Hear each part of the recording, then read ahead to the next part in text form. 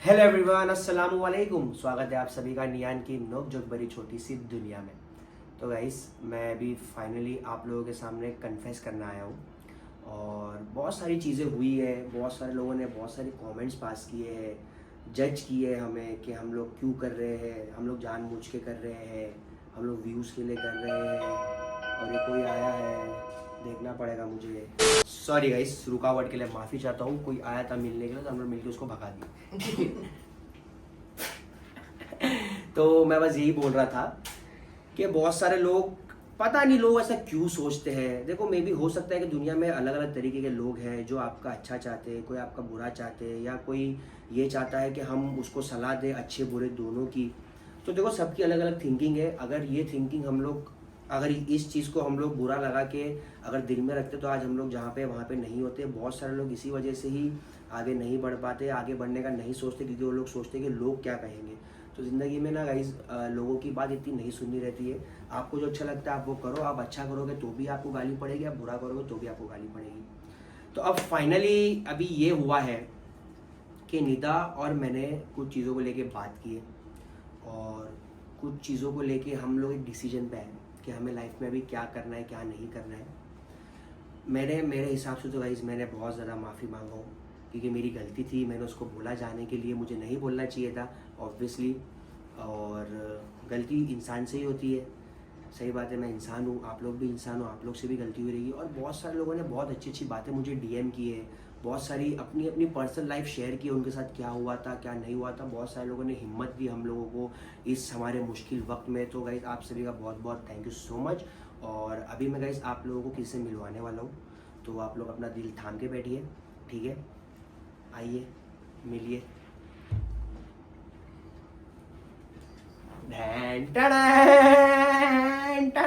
Guys, she is back.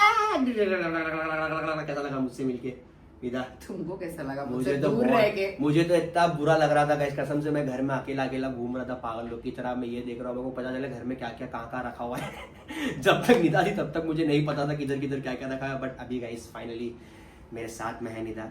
बहुत अच्छा लग रहा है मुझे। Nida, how are you feeling right now? I am feeling changed. You change guys, she is feeling change. अब मैं आप लोगों को बताऊं कि हम लोग अभी यहाँ साथ में किस तरीके से, मतलब कैसे बैठे, क्या हुआ। तो हुआ यूँ गाइस कि मुझे बहुत ज़्यादा गिल्टी फील होने लगा। निदा की मैंने वीडियो देखा और निदा से मैं जब बात भी कर रहा था, निदा बहुत ज़्यादा लो दिख रही थी, बहुत ज़्यादा। अभी तो खुश हो ना, अभी तो हंसो, तो अभी क्या को लो पागल हो रहा। तो निदा बहुत ज़्यादा लो दिख रही थी मुझे। तो मुझे बिल्कुल भी नहीं अच्छा लगा कि यार मैंने क्या कर दिया। मतलब इंसान को ना रियलाइजेशन बहुत ज़्यादा ज़रूरी होता है, मतलब ज़रूरी होता है ज़िंदगी में। और कि तुमको हर बार चाहिए होता है। हाँ, हर बार मुझे रियलाइजेशन की ज़रूरत पड़ती है। जब तक मैं चीज़ें रियलाइज़ नहीं करता ना, मुझे समझ में नहीं आता कि मैं सही कर रहा हूँ या गलत कर रहा हूँ। तो इसीलिए जो भी हुआ वो हुआ।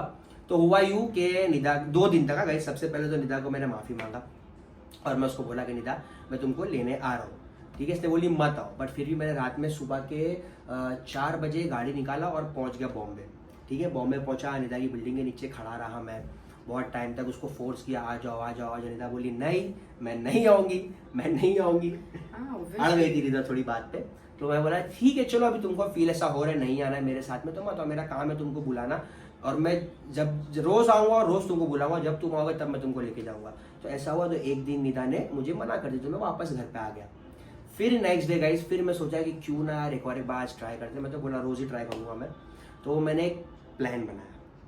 मैंने प्लान ऐसा बनाया कि मैं तो बोला कि मेरे बोलने पे तो आने वाली है नहीं। तो मैंने मिसबा और महमूद को बोला कि तुम लोग चलो साथ में और तुम लोग ऊपर जाओ, निदा को मनाओ। तो मेरे को सबसे पहले महमूद हाँ सॉरी, महमूद का सबसे पहले निदा ने फोन की। देखो मैं बोला ये मेरे से तो नहीं सुन रही ना मिसबा से सुन रही। मिसबा को भी आड़े तेड़े जवाब दे रही, मेरे को भी आड़े तेड़े जवाब दे रही। अब मेरे पास एक हथियार था महमूद भाई। महमूद भाई आज तक कभी मैटर में पड़े नहीं। तो मैं बोला महमूद भाई इस बार तुम बीच में आओ और तुम निदा को फोन करके बात करो, उसको बोलो कि तुम हम लोग आ रहे। तो महमूद भाई ने जब निदा को फोन की, निदा ने बोली अच्छा ठीक है तुम लोग आ जाओ।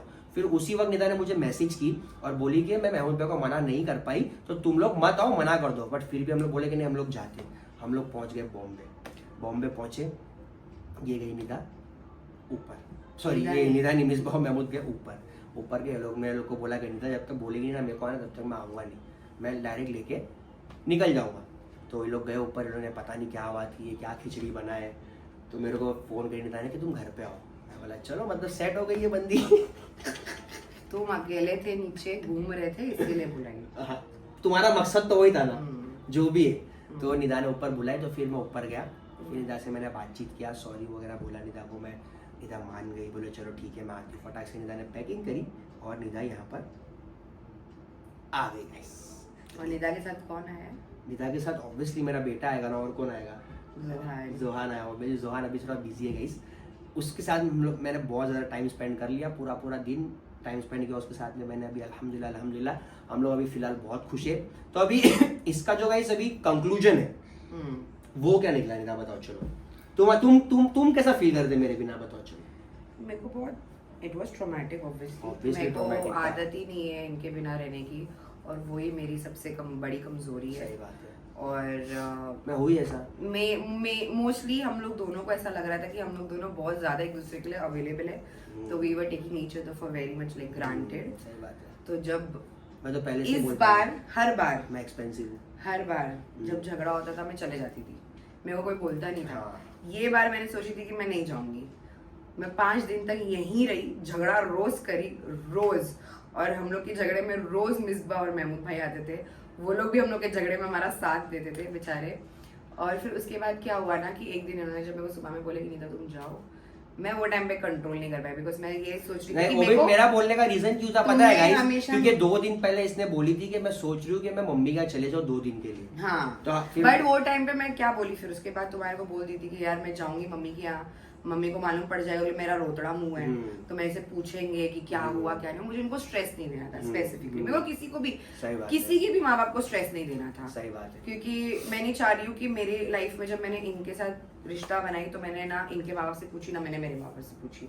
हम लोग दोनों के रिश्ते में, शादी में माँ बाप का कोई इन्वॉल्वमेंट नहीं था। माँ बाप को ऐसा था कि तुम लोग दोनों की जो मर्जी है हम लोग उसमें खुश है। सही बात तो वैसे ही अगर झगड़ा भी हो रहा है तो माँ बाप का इन्वॉल्वमेंट नहीं चाहिए था, और अगर सुलह भी हो रही थी तो हमको माँ बाप, मेरे मम्मी डैडी ने तो इससे कुछ बात भी नहीं की। जब ये ऊपर आया सीधा हम लोग दोनों रूम में बैठे बात किए और फिर ये मुझे लेके आ गए। सही बात है, क्योंकि इंसान जब तक खुद की प्रॉब्लम्स खुद से सॉल्व नहीं करेगा तब तक वो कभी, जब जिंदगी में अकेला रहेगा तब वो कैसे करेगा। समझ रहे हो कैसे आप लोग, हर बार किसी पे डिपेंडेंट रहेगा कि कोई मेरा सॉल्व करा दे, कोई मेरा सॉल्व करा दे, तो हर कोई हर बार आपके लिए अवेलेबल नहीं रहेगा। इस बार थे। सही बात है, इस बार थे तो बच गए, अगली बार का पता इस बार महमूद भाई की वजह से सुफियान बचे और मैं महमूद भाई की वजह से ही यहाँ पर आई हूँ। पद्म भूषण अवार्ड देंगे हम लोग, क्योंकि मेरे को आउट ऑफ रिस्पेक्ट, वो मेरे भाई है, मैं उनको बहुत रिस्पेक्ट देती हूँ। और सेकंडली उन्होंने कभी मुझसे कुछ मांगे नहीं, वो एक ही चीज मांगे थे तो मैंने बोली कि चलो ठीक है। जायदाद मांगनी चाहिए थी, ये क्या मांग लिया। तो बस यही थी हमारी कहानी गाइस। और गाइस मेरा 5 किलो कम हो गया, अगर आपको दिख रहा होगा तो। बहुत ज्यादा कम होगा स्ट्रेस के चक्कर में इसका। बट निदा के लिए मैंने एक प्रेजेंट लाया गाइस, वो मैं निदा को देना चाहता हूँ।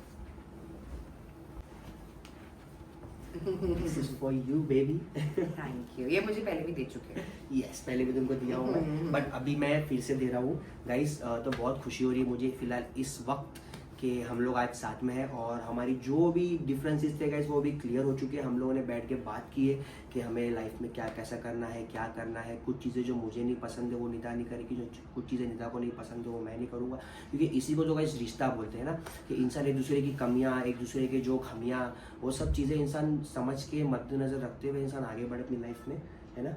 और बस जस्ट आई वॉन्ट टू से only 3 words to you, that I love you and don't fight ever, I don't ever fight. never in your life. You give me reasons. Yes, same, we won't give reasons now. Only reasons to live, only reasons to love, only reasons to take care of our future. My God, इतनी सारी English बोल गया एक साथ, मैंने ऐसा कैसे हो गया। मुझे समझ भी नहीं आता है गाइस, इतने टाइम से हमारा जो चल रहा है फिर भी ये कैसा इतना खुश की बात नहीं है गाइस। देखो मेरा लाइफ में मैं बता आप लोगों को एक ही मोटो, अगर इंसान पास्ट में जीता रहेगा ना तो फ्यूचर में कभी ध्यान नहीं दे पाएगा। मैं हमेशा आप लोगों को बोला हूँ। तो अगर मैं पास्ट को लेकर अभी तक मैं मुंह सड़ा के बैठे रहूंगा तो फिर मैं कल मेरा कैसे बेहतर कर पाऊंगा, क्योंकि अभी अगर मैं खुश रहूंगा तो कल कुछ प्रोडक्टिव कर सकता हूँ कि अरे हाँ कल कुछ मुझे हैपनिंग करना है। वरना क्या होता है ना कि ट्रॉमा इतना हो जाता है ना कि फिर इंसान खाली ट्रॉमा पे फोकस करता है, किसका ट्रॉमा है उसको वो सुनने में इंटरेस्ट है। आप मुझे ट्रॉमा सुनने में इंटरेस्ट नहीं, कोई बोलता ना कि मेरे लाइफ में ये हो रहा है तो मैं उसकी हाँ में हाँ मिला के बात खत्म कर देता हूँ, क्योंकि मैं सोचता हूँ कि अगर उसका ट्रॉमा मैं अपना अंग पे ले लूंगा, उसकी टेंशन मैं ले लूंगा तो फिर मेरी टेंशन कौन लेगा। समझ रही, ये होता है लाइफ में। तो बस guys this is the happy ending and beginning of something. ये बट तुमको मुझे नहीं किसी और को देना चाहिए। किसको देना चाहिए? मैं देना मैं को पद्म भूषण अवार्ड दूंगा मैं। तो गाइस नीता की भी तबीयत खराब है, मेरी भी तबीयत बहुत खराब थी 2-3 दिन। तो बस यही है गाइस, अभी कल से आप लोगों को इंशाल्लाह हमारे नए नए व्लॉग्स देखने मिलेंगे, बहुत ही हैपनिंग चीज़ें देखने मिलेगी आप लोगों, क्योंकि अभी हम लोगों ने गाइस, हम लोगों का जो रिलेशनशिप है ना वैसा लगा रीसेट हो गया, समझ रहे हो? जैसा हम लोग पहले थे शादी के पहले, वैसा अब हम लोग कोशिश करेंगे हम लोग वैसा बन जाए फिर से, क्योंकि स्ट्रेस के चक्कर में इंसान है ना अपने आप को खो देता है। इंसान सोचता है कि यार मुझे दुनिया ही कामों में ज़्यादा इंटरेस्ट लेना है, बट नहीं, आपको पर्सनल लाइफ में भी ज़्यादा इंटरेस्ट लेना चाहिए, क्योंकि पर्सनल लाइफ खुश रहेगी तो दुनिया की लाइफ आपकी खुश रहेगी। कितना प्रवचन दे रहा यार मैं, साला कहाँ से इसमें सब करना सीख गया हूँ मैं, पता नहीं। इसलिए तो इसीलिए ही गाइस मसला हो गया है, समझ रहे हो? बहुत ज्ञान देता है। बहुत ज्ञान देने लग गया हूँ मैं आजकल। कोई बात इग्नोर करो गाइस, मेरी बातों का सब मत सुना करो, जो आपको अच्छा आता है लाइफ में करो, डूबोगे तो आप डूबोगे, बचोगे तो आप बचोगे, मेरे को क्या करने का किसी का लाइफ में कुछ। तब बस अब ब्लॉग को हम लोग इसके बाद यहीं पर एंड करते हैं guys. So thank you for watching this blog. अगर आपके ब्लॉग अच्छा लगे तो please like comment share subscribe जरूर करना guys. Love you, Allah Hafiz.